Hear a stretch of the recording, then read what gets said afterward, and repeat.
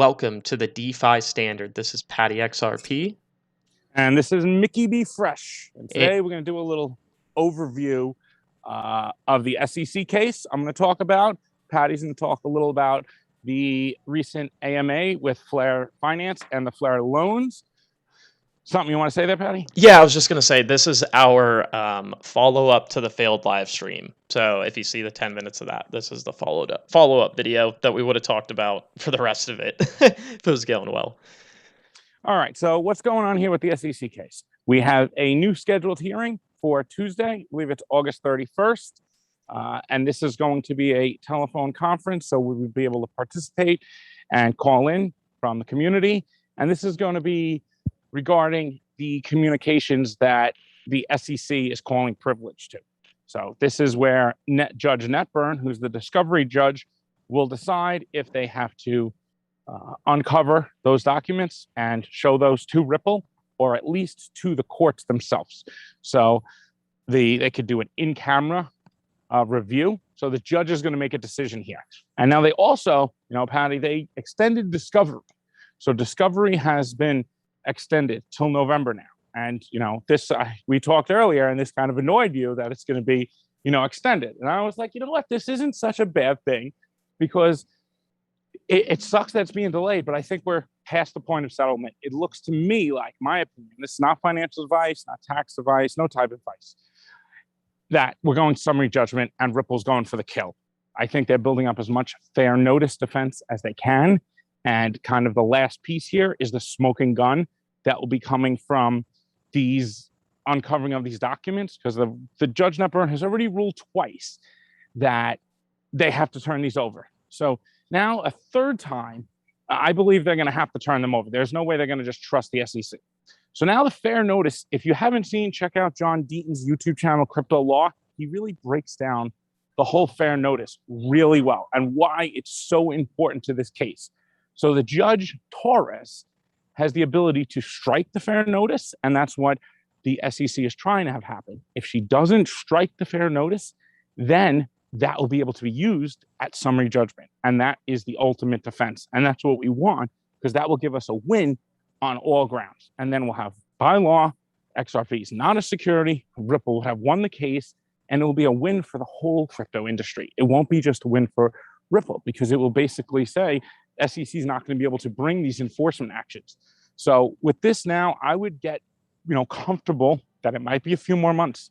There's a possibility that could settle, but I think we're in for a Ripple going for the all-out win here, which I think they should do. They've spent 7-8 months already. What's a couple more months, for the win? And then you get full clarity instead of having to make consolidations on an actual settlement here. We will get a little better idea after Tuesday's hearing. Yeah, well, Mickey, I'll add on to that, I would probably still think there's going to be a settlement just by, the statistics, how it goes with the SEC, and over 90% of their enforcement actions being settled outside of court. And so I'll kind of stick with, that's what I think will happen. My first thought with it getting extended again and Ripple also participating in this is their position not as strong as it may look publicly? So that's one of the things that kind of just bothered me about it. There can always be stuff behind the scenes that we don't know about. So, while it's been looking to go in Ripple's favor this whole time, I kind of thought that would lead to a quicker settlement. And the fact that it hasn't at this point just, gives me a little, maybe a slight more bit of worry that something can just get screwed up. It's the US government. I wouldn't put anything past them. As far as like, it could be complete ineptness on the judge's part and having like a terrible ruling, but I just feel like the longer this gets prolonged, the more room for something negative to come out against Ripple and the case for like XRP not being a security, which I mean, at the very least, XRP should just not be a security. It should just be whatever, how Ripple sold it was an investment contract. But we just need to get the XRP as a security thing out of there. I mean, that's really what I'm annoyed about at this point. Like, why can't John Deaton just be allowed in? Like, why is the judge taking 3 months to do that? Because that's the thing that's hurting investors. It's not that Ripple's being litigated against or subject to an enforcement action. The issue is that they're saying that all XRP are securities, which is a big issue. And I would just like to get past that. And it's been a while. It seems like something that shouldn't get caught up in all this other stuff, yet the SEC did that. And we haven't found a way to get it out of the case to this point. So I guess it's just like, we're waiting a long time. I guess this could take into next year. Who knows? Maybe it gets settled by the end of expert discovery. It's just, yeah, it was a little gut punch for me this morning. So, Yeah, no, it's all right. We have a little different opinions on that, where we'll go. I mean, we're just speculating here. Nobody really knows. Nobody can say they know there's a settlement happen. We know they're going to summary judgment, but we do know that fair notice defense is the most powerful defense they have right now. So if Ripple's going for this kill, this all out win right here, right? They're building up as much evidence as they can. So I could see it as, they're extending it to get this extra information. It is also possible that we see Brad and Chris's charges thrown out right after this, because they talk about that in the recent filings, that the SEC only has to give up these documents that they're calling privilege is because they're claiming that Brad and Chris recklessly sold XRP as a digital security, and they knew it was a digital security and believed it. Now that burden of proof is so high, that's what allows Ripple to be able to get these documents from the SEC. But that can be thrown out right after they reveal them, which would be probably the best situation for us and for Ripple. And then once that's thrown out, you got the two other charges left. So we got the, packaging as investment contracts, and then calling XRP a digital security now, which is kind of, asinine, which won't even hold up because things like the Graham token and the Kin token were ruled by judges, and they lost that case, Kin, and they said that's not a security. So how can the oranges of the Howie Grovey securities? They really can't. So there's almost like no chance of them winning that. But at the same time, like you said, Patty, it's holding back the industry and the market participants like the exchanges from relisting XRP and from anyone in the US using it. It's stalling the development in the US of ODL, XRP, and everything. yep, absolutely. I don't know. Do you have anything else with that case, Mickey, or do you want to move into a little Flare Finance talk? No, I just think that everyone should call in, and I encourage everyone to call in on Tuesday. Let's show our, strength as a community, as XRP Army. Call in, get on there. Let's show that there's still interest, because they have to make this decision. So before we move on to FlareLoans, I just want to go over the next few things that are going to be decided. There has to be a decision on this, what they're doing Tuesday, which is the privilege logs. Then there's going to be the Slack communications from Ripple. There's a decision on. Then there's a decision on dismissal of Brad and Chris. There's a decision on the fair notice defense to strike or not strike. And then there's a decision on John Deaton's intervention and the community. So we still need to see that decision made. And that could happen at any time. They haven't said no to that. And he brought up 80 pages. He did a really, really good, I think, case he put forth for intervention by the XRP community. Absolutely. And, you were listing off all those things that need to have decisions made. That just irked me more. It's just, our law system, it takes so long, and it's pretty ridiculous. But yeah. So moving on into Flare Finance, Mickey. So I was able to jump in on their Discord chat today. And basically, they gave an overview, or somewhat of an overview of the FlareLoans platform. I did learn some interesting stuff from that. One, there is going to be, if you're borrowing stable coins, so that's YUSD. So if you're doing a stablecoin loan from FlareLoans, there will be no interest rate. And the way that would work is you pay a borrowing fee. So that would be X percentage amount of whatever you're borrowing, and then you also put up collateral. The collateral ratio will be 110%, so pretty low. And both of those things are similar to Liquidity, which is what the Flare Finance team had said that they're using as a base model. It looks like there's a couple of different things on the lending side than maybe Liquidity has. But basically, yeah, so you can put in 110% so of collateral and be able to take out a loan. The system will recommend you to put in 150% when you go to create that collateralized debt position, but you're able to go as low as you want. You may, one of the reasons I'm excited about this. So like let's say in a world where the collateral ratio is like 150% instead of 110%.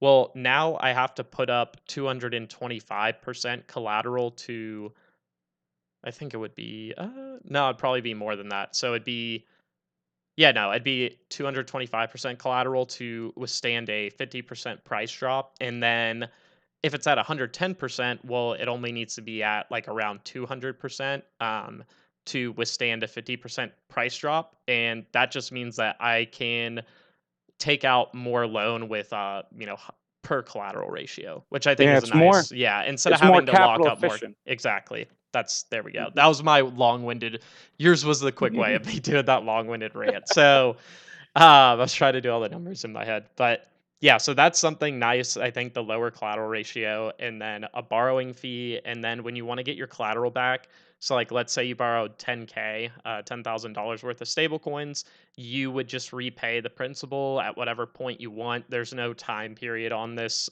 loan. You could keep it for the rest of your life as long as you maintain that collateral position. And when you want to So get there's the, no interest payments. yeah, no interest payments. I mean, No interest payments. you I can think look at that's the, important to a lot of people. it is, but you can look at the borrowing fee and the redemption fee as a form of interest payment. It's just something you don't have to constantly pay over time, which I think is nice that you don't have to worry about making payments if you're going to keep that loan out for a long time. So I think that's a cool thing that that's going to enable. And then also, so if your collateral ratio while you have a collateralized debt position falls below 110%, you won't be automatically liquidated. There will be liquidators on the back end, which could be somebody like me or you or one of the people listening in. And what you can do is pay off the bad debt of the person that is under collateralized, and then they would have some sort of penalty. I'm not exactly sure what the rates are be or how that's going to work. They haven't described it that much in detail, but you would be able to get some of their collateral, so you would make a profit on paying off some of their debt, what you would get from their collateral in return. So it's possible, like maybe you're at 105% collateral ratio, and somebody decides that like there's not enough ROI for them to liquidate you, so they let you hang out at 105%. And 5% below 110% isn't like a huge additional risk, I would say. But if you fall to like maybe 90%, then it could be profitable, more so, or at least a big enough profit for them to want to liquidate you. So I think that's an interesting thing, and I'm curious to see how that will work in action. I'll have to look and see, look at some other protocols and see how long it takes people, or if there's a certain percentage below the like required ratio before people actually get liquidated. So I think that's an interesting factor, and it also provides another way for people to participate in the ecosystem with like a different kind of mindset coming with it. Yeah, I think this is, a different type of loan than people say are used to, like on an EXO where you have interest just build up. It's the same, it's similar, but it's a little different here. This is a DeFi loan. So this is different than taking out, say, a loan on, say, Nexo. You're not trusting any single entity to hold that XRP. That XRP or that FXRP or whatever the collateral is, say it's Spark or say it's YFlare, it's being put in a smart contract. So it's a decentralized way of borrowing against your collateral. And now you don't have interest payments, there's no terms, nothing like that. And I think that helps, like we were saying, capital efficiency.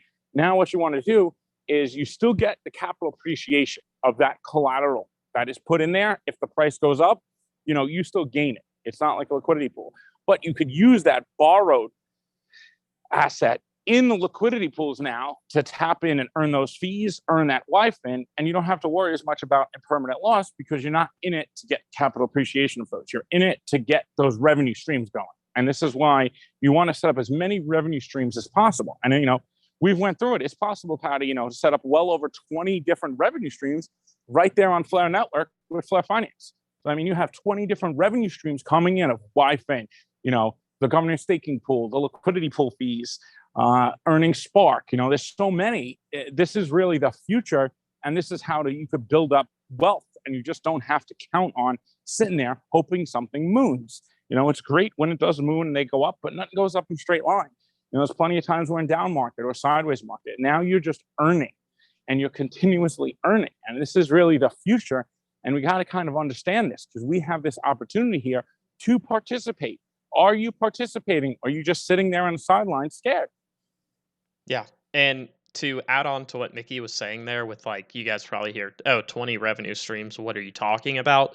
Well, in the situation he's talking about, what you could do is take out a stablecoin loan and you could sell that into all four F assets and then enter each of those pools.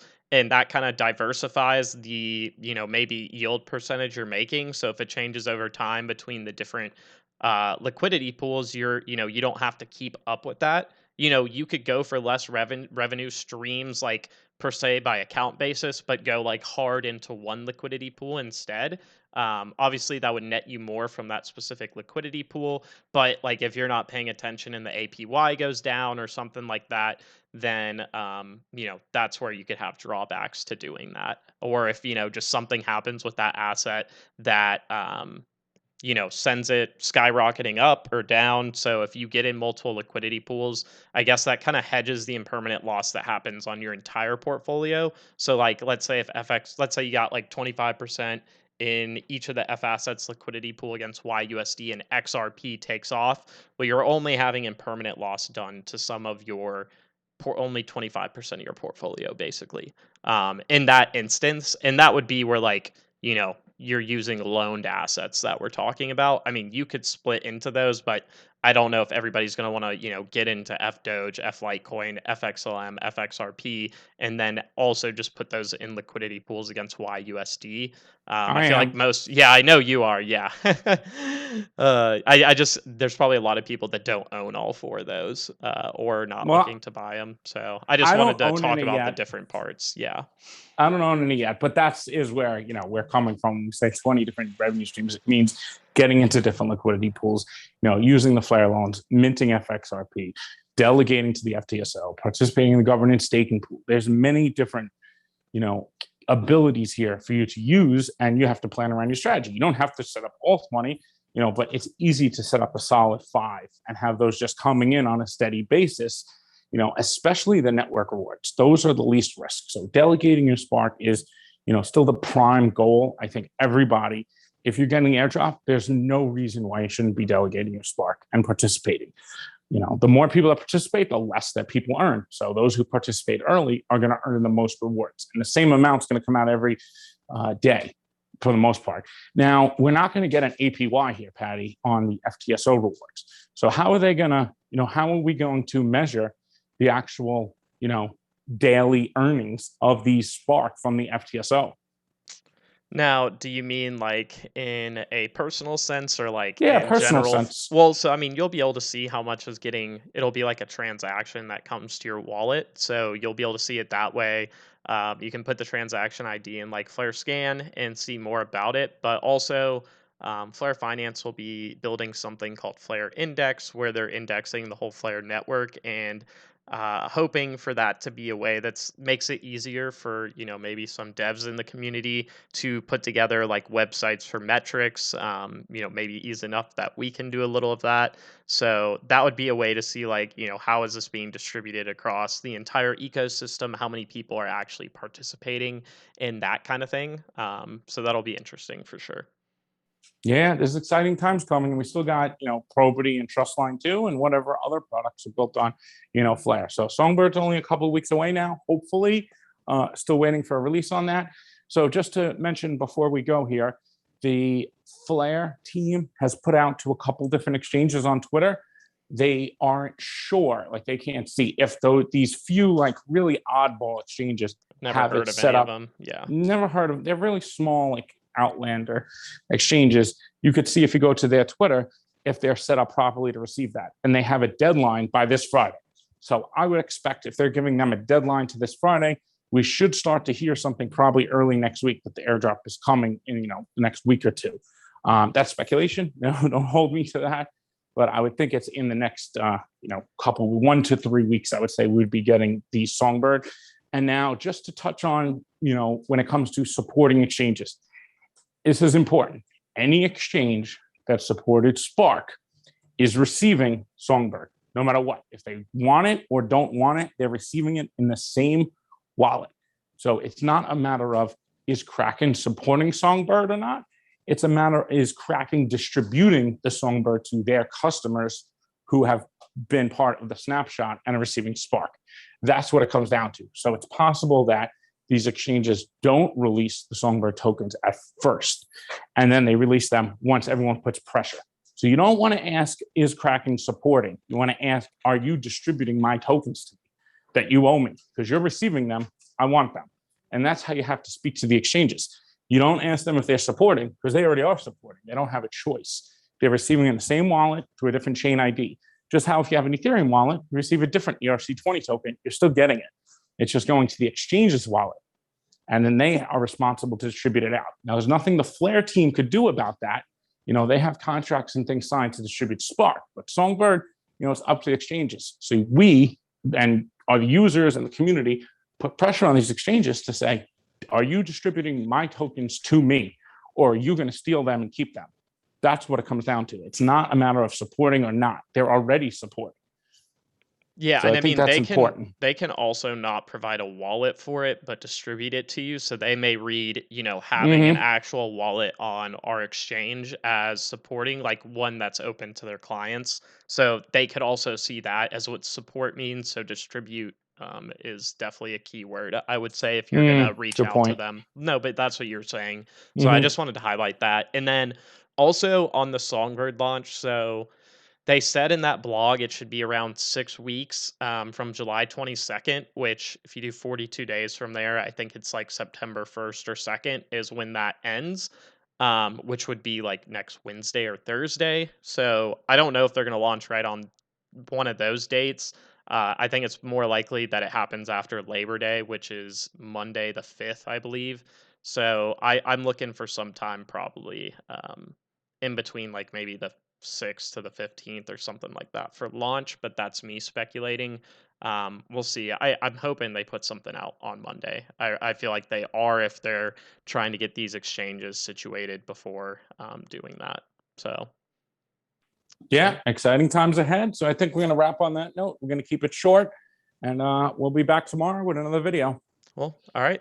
This is the DeFi Standard. I'm Patty XRP, Mickey B. Fresh. and we're out. See y'all.